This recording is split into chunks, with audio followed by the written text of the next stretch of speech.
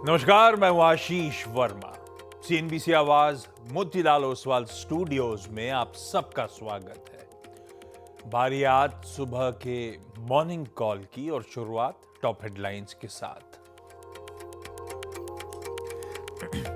Sensex की weekly expiry के दिन भारतीय बाजारों के लिए मिले जुले संकेत।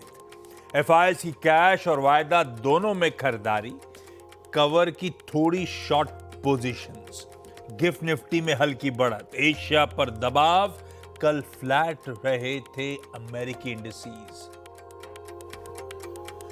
अमेरिकी राष्ट्रपति ट्रंप ने यूक्रेन के प्रेसिडेंट और दूसरे यूरोपीय नेताओं के साथ व्हाइट हाउस में की अहम बैठक।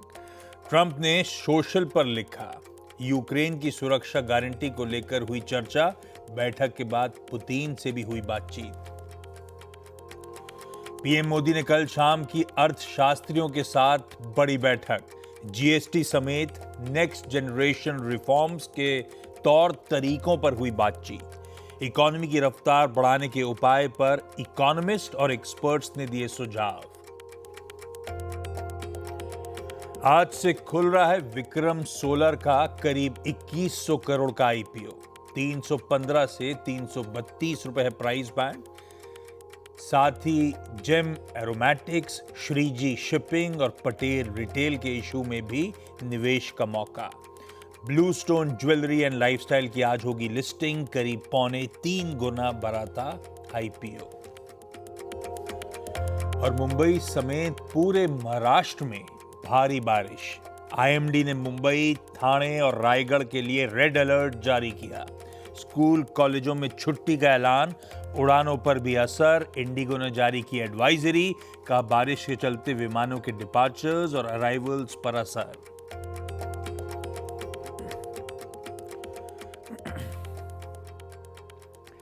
चलिए, मंगलवार की सुबह इस कारोबारी हफ्ते का डे 2 और एक लॉन्ग वीकेंड के बाद तमाम खबरों के बीच कल एक इंटरेस्टिंग सेशन था जो शुरुआती हफ्ते का। वो कहते हैं ना, वो glass half empty half full, उस टाइप की फीलिंग थी। और पता नहीं क्यों मुझे हाफ एम्प्टी ज्यादा नजर आ रहा था।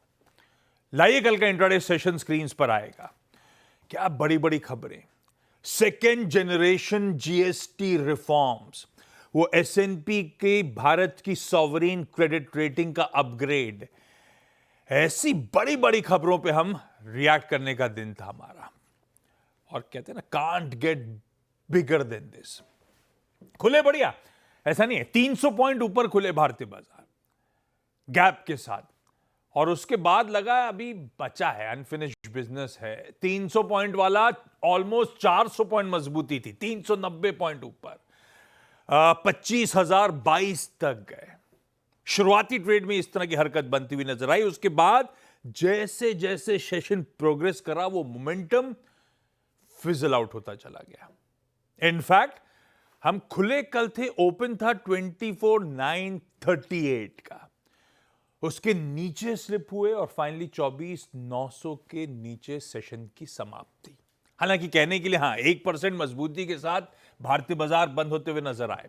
एज एक्सपेक्टेड कल की ट्रेडिंग सेशन में घरेलू संस्थागत निवेशकों ने पैसा कमिट किया, पर एफआईएस की नाम मात्र की बाइंग थी कैश में, और नाम मात्र की कवरिंग थी वायदा में। वो नेट शॉर्ट्स जो है सिस्टम में, वो इस समय आपकी स्क्रीन पे बार्स के तौर पे आ जाएंगे। ऐसा कुछ नहीं हुआ है, न एफआईएस की तरफ से कुछ बदला नहीं खास। अच्छा, glass half empty half full से मैंने शुरुआत करी थी। भाई, ऐसा नहीं कि डे 2 में वो ग्लास भरा नहीं जा सकता, और नहीं जरूरी था कि बड़े इवेंट्स पे एक ही दिन पे हम रिएक्ट करते हैं। हो सकता है आज एक फॉलो अप एक्शन हो। ऐसे में कुछ इंपॉर्टेंट सवाल आज के ट्रेडिंग सेशन के लिए। क्या फॉलो थ्रू स्ट्रेंथ आज मिलती है कल के उस अच्छे सेशन के बाद? क्या कल का जो इंट्राडे हाई था 25,022 के स्तर थे, उसके ऊपर भारतीय बाजार जाने में सक्षम रहते हैं या नहीं? या फिर ये कल का जो बढ़िया मूव मिला, ये केवल एक डेड कैट बाउंस था? इन सब सवालों का जवाब हमें 3:30 बजे के आसपास मिलेगा, जब हम सेंसेक्स की एक्सपायरी भी कर रहे होंगे। खैर, आज के समीकरण, आज के सेशन की क्यूज आपकी स्क्रीन पर रख देता हूं। गिफ्ट निफ्टी कह रहा है हम पस्ते खुलेंगे एकदम फ्लैट 20-22 पॉइंट इन ग्रीन कहने के लिए, तो फ्लैट ओपनिंग की हम कर रहे हैं तैयारी। ऐसे में सबसे पहले ग्लोब के समीकरण समझ लेते हैं। लाइए जरा ग्लोब पर नजर का स्टिंग प्ले आउट करिए और दिखाइए जरा हमारे सारे के सारे एशियन पियर्स। मामला ऐसे ही मिला जुला सा ठंडा ही नजर आएगा आपको। जो मार्केट, एशिया क्यों नहीं दिखा रहे हैं, ये देखिए मिला जुला सा फ्लैट लाल और हरे के बीच में एशियन पियर्स झूलते हुए इस समय नजर आएंगे। ये नीचे कुछ अपडेट आ रहा है 10 बजे तक का रेड अलर्ट। हाँ, मुंबई में आज स्कूल कॉलेजेस बंद है भाई।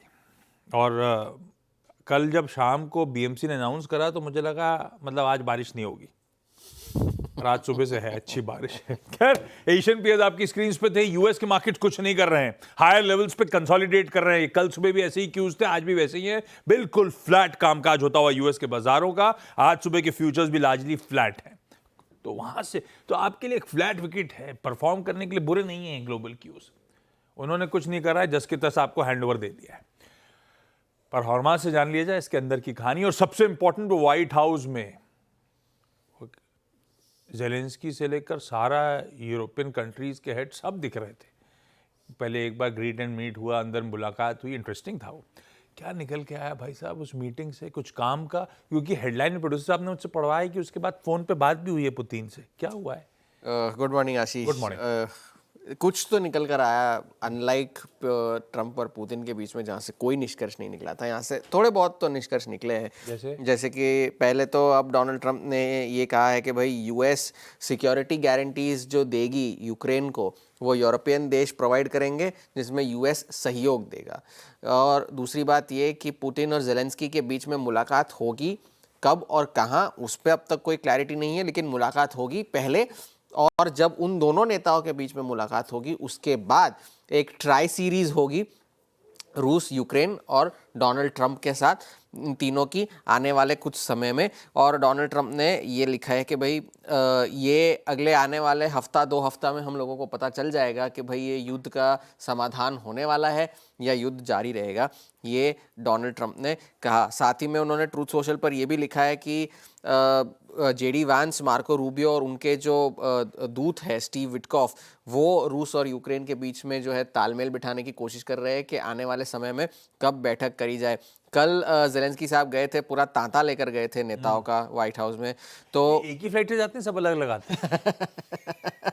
गुड क्वेश्चन, जिसका जवाब मेरे पास तो नहीं है, लेकिन फाइनेंशियल टाइम्स की रिपोर्ट के मुताबिक उस बैठक में यूक्रेन ने ये प्रस्ताव रखा है कि वो $100 बिलियन जितने यूएस से हथियार खरीदेंगे और यूएस की कंपनियों के साथ या यूक्रेन की कंपनियों के साथ और $50 बिलियन के ड्रोन्स बनाने का प्रस्ताव उन्होंने रखा था, जिसका खर्च जो है वो यूरोपियन देश उठाएंगे, नेटो नहीं, यूरोपियन देश उठाएंगे, ये कहा गया है। और डोनाल्ड ट्रंप ने ये भी कहा है कि व्लादिमीर पुतिन इस बात से सहमत है कि यूक्रेन को सिक्योरिटी गारंटी देनी चाहिए और वो इस बात से थोड़ा सा उन्हें आशा है कि एक समाधान जल्द हो सकता है। और शायद वो व्लादिमीर पुतिन को इस बात के लिए भी मना ले कि एज अ गुडविल जेस्चर वो 1000 यूक्रेन के बंधकों को छोड़े, रिहा करे, ये आगे चल के शायद हो सकता है।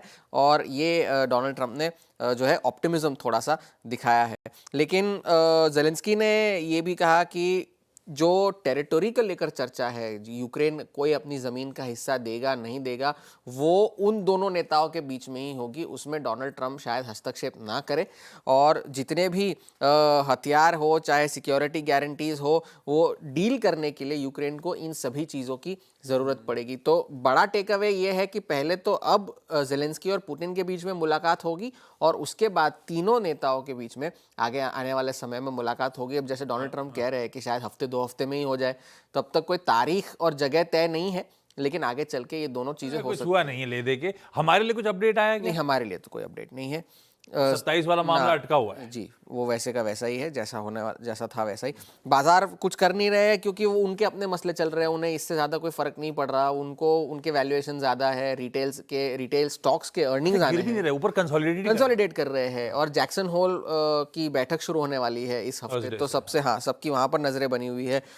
जेरोम पावेल इस हफ्ते जैक्सन होल में शायद नया फेड पॉलिसी फ्रेमवर्क अनवेल करे, उस फ्रेमवर्क के तहत वो अपने महंगाई के और जो रोजगार के जो आंकड़े हैं, उनके जो टारगेट्स है, वो अचीव करने की कोशिश करे। और सितंबर के महीने में क्या होगा, शायद इस बारे में भी वो कोई बयान दे। तो फिलहाल के लिए तो 84% प्रोबेबिलिटी है कि वही सितंबर में ब्याज दरें कटेंगी। तो ये बात है। कंसोलिडेट इसलिए भी कर रहे हैं क्योंकि अर्निंग्स उनके अच्छे रहे, क्योंकि सबड्यूड एक्सपेक्टेशंस थे, उसके मुकाबले तो काफ़ी अच्छे रहे। तो उस वजह से ओपेनहाइमर भी ये कह रहा है कि स्मॉल कैप्स में आगे और रैली होने की आशंका है। आज हाउसिंग के स्टेटिस्टिक्स आने हैं, होम डेपो के नतीजे आने हैं, और मिशेल बोमन जो कि फेड के वाइस चेयर है और गवर्नर की फेड चेयर की एक कैंडिडेट भी है, उनके बयान आने वाले हैं। तो फिलहाल के लिए तो यूएस के बाजार शायद हफ्ते के अंत तक कंसोलिडेट ही करते रहे जब तक कि कोई बड़ी अपडेट ना आए, क्योंकि जैक्सन होल जो है उनके लिए बड़ा ट्रिगर होगा। तो ग्लोब इसीलिए फिर बिहेवियर हैंडओवर भी वैसे ही गिफ्ट निफ्टी भी फ्लैट ट्रेड करता हुआ देखते हैं। और ऐसा कुछ मीटिंग से भी निकला नहीं, तो इस तरह का फ्लैटिश न्यूट्रल सा हैंडओवर पकड़ ले, कुछ बदला नहीं अपने लिए, न्यूट्रल हैंडओवर है। कल एक अच्छा इंटरेस्टिंग सेशन देखने को मिला। ऐसे में आज बाजार की रणनीति क्या होगी, अब इस पे बातचीत वो स्टिंग प्ले आउट करिएगा और लाइएगा प्लीज निफ्टी का इंट्राडे पहले कल का स्क्रीन्स पे। कल सुबह बातचीत क्या हुई थी, अगर 24,816 के ऊपर सस्टेन कर रहा है तो 25,009 तक की पॉसिबिलिटी है। वही ट्रेजेक्टरी कल के इंट्राडे हाईज थे, प्लस शेड ऊपर गया 25,000 के, उसके बाद मामला ठंडा पड़ गया। शायद ट्रेड की पॉसिबिलिटी ना हो। वैसे ही निफ्टी बैंक की बात हुई थी, 56,200 तक की गुंजाइश ज्यादा से ज्यादा बनेगी, और उसी ट्रेजेक्टरी 56,150 56,200 के आसपास के जोन्स पर जाते जाते मामला पस्त पड़ गया। तो जो अपसाइड्स की बात हुई थी वही ट्रेजेक्टरी हिट करके मामला ठंडा पड़ा है कल के सेशन में। पवीरो, आपका अपना ऑब्जर्वेशन कल की स्क्रीन देखते हुए, कल के उसके बाद वो डेटा को रीड करके कुछ उत्साह बढ़ रहा है, उत्साह अति उत्साह में कन्वर्ट हो रहा है, या मामला अभी भी गड़बड़ाया हुआ है? अपना अप्रोच क्या होगा निफ्टी बैंक का आज ट्यूसडे के लिए, एक्सपायरी के दिन? गुड मॉर्निंग आशीष। मैं एक चीज़ देख के ना, जब मैं गुरुवार का डेटा डाउनलोड कर रहा था, जब मैंने प्रधानमंत्री जी की स्पीच भी नहीं सुनी थी, मैं एक चीज़ देख के बड़ा कंफ्यूज हुआ था, बड़ा अजीब लगा मुझे। निफ्टी 24,600 पे क्लोज हुआ था, मैक्सिमम आउटस्टैंडिंग हुआ था 25,000 की कॉल पे। मतलब बड़ा रोचक था ये। अमूमन वो कॉल राइटर 24,800 बैठा होता, लेकिन वो 25,000 पे था। तो 25,000 बेस्ट केस में कल मिल सकता था आशीष, और वही मिला। हालांकि निफ्टी का क्लोज उतना खराब नहीं है, हम कुछ गेन करके ही बंद हुए हैं, बट निफ्टी बैंक का क्लोज खराब था। आपने 56,000 के कॉल राइटर्स को हिट किया, लेकिन उस पैच को आप क्लियर नहीं कर पाए। वो छोड़िए, आप क्लियर नहीं कर पाए, that is something different, but आप जाते जाते 50 और 20 डिमा को सरेंडर कर गए। ये आपकी एक विफलता थी। तो आशीष, ये ना एक अभी कटी पतंग की तरह है। अब आपको डोर दोबारा पकड़नी है इसकी। अब कहाँ पकड़े? जब ये 25,000 के ऊपर निकल जाए तब, या फिर लोअर लेवल्स पे? ये यक्ष प्रश्न है। इसमें कोई राय नहीं, जो आपने शुरू में बात कही वो बिल्कुल सही है कि बहुत बड़ा शॉर्ट कवर एफआईएस की तरफ से नहीं है। आइए आज की रणनीति पे आते हैं। 550 करोड़ रुपए का एफआईएस का बाय, 3 करोड़ रुपए का डीआईएस का बाय, 2119 करोड़ रुपए का इंडेक्स उन्होंने बाय किया, 2400 contract long, 9,065 contracts short cover किए। ये कोई बहुत ही, अगर आप देखें, बड़ा परिवर्तन नहीं है उनकी पोजीशनिंग में। अभी भी they hold approximately 1.72 lakh short contracts. Stock futures में 4100 करोड़ रुपए की बाइंग थी, अच्छी शॉर्ट कवरिंग, लॉन्ग भी बने। और ऑप्शन डेटा सजेस्ट करता है आशीष, सेम क्वांटम में call right, put right, same quantum में कॉल राइट और पुट राइट। यानी बाजार एक रेंज को मेंटेन कर सकता है किसी भी डिसाइसिव प्राइस एक्शन से पहले। जरा प्लीज कल के कॉल राइटर्स लाइए। जाते जाते 25,000 का कॉल राइटर फिर एक बड़ा आउटस्टैंडिंग वाले के बैठा है। यानी जो गुरुवार को कॉल बेच के गया था 25,000 की, उसके कन्विक्शन में कल रत्ती भर कमी नहीं थी। वो अभी भी आउटस्टैंडिंग वाई उसी क्वांटम में 1,07,00,000 का लेके बैठा हुआ है। यानी ये हमारा ऊपर का थ्रेशोल्ड पॉइंट है आशीष। जो कल था सेकंड वो आज भी रहेगा, लेकिन पुट्स अगर कहीं पर अलाइंड थी कल तो वो है 24.8। सो मैं कल 12 बजे भी कह रहा था कि हमें 850 को होल्ड करना है। इसने 850 को होल्ड किया, दैट्स वाई मैंने शुरू में कहा कि क्लोज उतना खराब नहीं था। हमने 50 को होल्ड किया, हमने 20 को होल्ड किया, तो क्लोज उतना खराब नहीं था। लेकिन आज के ट्रेड के लिए हमें क्लैरिटी की जरूरत है। Either we will buy above thresholds या फिर डिप्स पे। अब डिप्स बोलूं तो क्या, जरा प्लीज एक बार पिरामिड्स को देखिएगा। थ्रेशहोल्ड बहुत दूर है, 25,000 की कॉल, वो बड़ा कॉल राइटर, हमारे पास एवरेज नहीं है, वहां पे हमें कंक्लूजन लेना है उस कॉल राइटर से। और नीचे 24,800 की पुट, प्लस 24,800 की पुट में एक खासियत और है, और वो क्या है, प्लीज बेस लेके आइए स्क्रीन पर। आज पहले मैं बेस डिफाइन करता हूं। हमें लेना है point two point trade. Midway में ये बाजार टिकेगा नहीं टिकेगा मैं नहीं कह सकता, मैं श्योर नहीं हूं। 813753 ये है पुट राइटर्स, प्लस ये है 50 एंड 20 डे एक्सपोनेंशियल एवरेज। यानी अगर मैं कैलकुलेटेड रिस्क लूं तो मैं बाय करूंगा dips closer to base one. But एक बात याद रखिएगा, ये कॉन्फिडेंस मेरा जो पूरी भाषा शैली का है वो पहला बेस है। The moment you will breach base one, a down swing towards base two is quite possible, trade accordingly. But अभी इन सर्कमस्टेंसेस में शॉर्ट का तर्क नहीं बनता, न्यूज एनवायरमेंट जिस प्रकार का है। तो बेस वन के ऊपर के डिप को बाय और ट्रेड को चेक करेंगे RS1 के आसपास। नहीं कट रहा तो हमें कोई लेना देना नहीं, इस बात से कटे ना कटे, हम ट्रेड से बाहर निकल आएंगे। तो the trade zone persist between RS1 and base one, और थ्रेशहोल्ड बाजार के लिए है 25,021। नई रंगत, हैवी शॉर्ट कवरिंग, ये जिस शॉर्ट की वकालत हम कर रहे हैं कि वो खड़ी हुई है सिस्टम में, वो तभी कवर होगी जब आप 25,021 को बाय सेट करेंगे। In that case 161 will open on Nifty.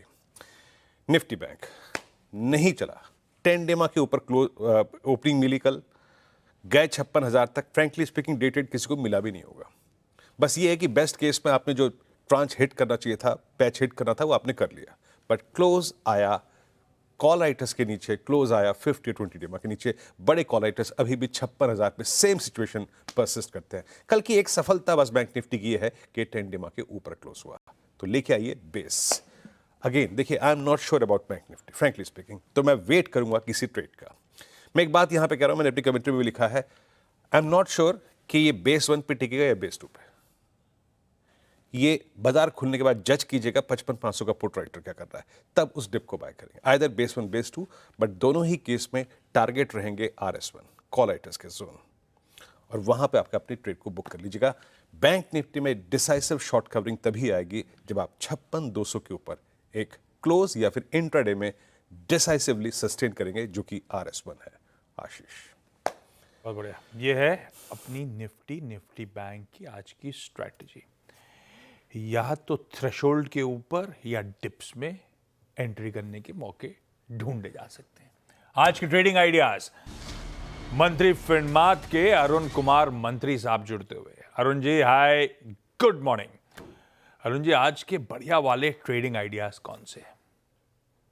Good morning Ashish ji. Ashish ji, काफी अच्छा सेशन था जहां तक स्टॉक्स की बात है। जो कल का सेशन देखने को मिला, तो दो स्टॉक्स चुने हैं, दोनों ही लॉन्ग साइड है। एबी कैपिटल में बाई करने की सलाह रहेगी। 283 के आसपास बाई करें, 278 का स्टॉप लॉस लगाएं, और 294 तक मुझे लग रहा है एबी कैपिटल के ऊपर के टारगेट देखने को मिल सकते हैं। आशीष जी, दूसरा स्टॉक अडानी पोर्ट्स में रहेगा। इसमें एक अच्छी शॉर्ट कवरिंग के संकेत देखने को मिल रहे हैं, अपने सपोर्ट के आसपास है, तो 1328 के आसपास बाई करें। 1313 का स्टॉप लॉस लगाएं और 1362 के टारगेट्स रहेंगे। तो आशीष जी, दोनों ही लॉन्ग साइड के स्टॉक्स रहेंगे, और 2 से 3 दिन का व्यू लेके इसको बाय करके चल सकते। दो बढ़िया से ट्रेडिंग बेट्स, अदानी पोर्ट्स और आदित्य बिरला कैपिटल, दोनों में खरीदारी करने का मन। अरुण जी, अभी घर पे हो, ऑफिस पहुंच गए? आशीष जी, पहुंच गया ऑफिस, बस बारिश यहाँ पे भी काफी ज्यादा है, तो काफी मुश्किल हुई पहुंचने में। मैं वही पूछ रहा था कि वर्क फ्रॉम होम के मूड में तो नहीं हो आप। ऑफिस पहुंच गए मंत्री साहब, बढ़िया है। चलिए, थैंक यू सर सुबह सुबह जुड़ने के लिए। क्विकली अब कंचन के पास चलें आज के इंपॉर्टेंट स्टॉक्स न्यूज के लिए। कंचन, गुड मॉर्निंग, बताएं। जी गुड मॉर्निंग। शुरुआत रिलायंस इंडस्ट्रीज के साथ कर लेते हैं। देखिए, जो कंपनी की सबसिडरी कंपनी है रिलायंस कंज्यूमर प्रोडक्ट, वो इस टाइम पे हेल्दी फंक्शनल बेवरेजेस का जो बिजनेस है उसमें उतरती हुई नजर आई है। यहाँ पे इन्होंने नेचर एज बेवरेजेस के साथ जो है वो जेवी को साइन कर लिया है, इस लिहाज से आज ये फोकस में होना चाहिए। मूविंग फॉरवर्ड, हिंदुस्तान जिंक आज आपको अपने फोकस में रखना है बिकॉज बोर्ड से 10 MTP के टेलिंग रीप्रोसेसिंग प्लांट जो है उसको मंजूरी मिल गई है। यहाँ पे करीब करीब 3,823 करोड़ का कंपनी जो है इन्वेस्टमेंट करने वाली है। और आपको मैं बता दूं कि इंडिया का ये पहला जो टेलिंग रीप्रोसेसिंग प्लांट है वो हमें आता हुआ यहाँ पे नजर आएगा। वेदांता, बिकॉज 21 अगस्त को जो बोर्ड है वो सेकेंड इंटरिम डिविडेंड पे जो है वो विचार करने वाला है, इस लिहाज से वेदांता को आज आपको अपने फोकस में रखना है। टाटा स्टील आज नजरों में बिकॉज कंपनी की जो सब्सिडरी कंपनी है सेरामिट में जो हिस्सेदारी है जो टाटा स्टील वो बेचने वाली है। यहाँ पे पूरी की पूरी जो इक्विटी है और इनफैक्ट जो प्रेफरेंस इश्यूज भी है उसको यहाँ से बेच दिया जाएगा। डील की वैल्यू हालांकि काफी ज्यादा हमें नेग्लिजिबल देखने को मिली है, लेकिन फिर भी खबर है तो यहाँ पे फोकस आपका बना रहना चाहिए। GMR एयरपोर्ट्स 5,000 करोड़ के नॉन कन्वर्टेबल बॉन्ड्स को 30 अगस्त तक जो कंपनी है वो रिडीम करने वाली है। और साथ में एस्कॉर्ट क्यूबोटा की बात करें तो यहाँ पे भी जो टैक्स रिफंड है उसको मंजूरी मिलती हुई दिखाई दी है। हाँ, खबरों के लिहाज से आज बहुत ठंडा दिन है। ऐसे में कैसे सीधा सौदा में 20 स्टॉक्स बनाए गए देखिएगा अगले शो में। यहाँ पे ब्रेक ले रहा हूँ, ब्रेक के उस पार इंदौर चलेंगे पृथ्वी फिनमार्ट के मनोज कुमार जैन साहब के पास। Manoj ji, good morning. Break के बाद आता हूँ आपसे कमोडिटी कॉल लेने के लिए।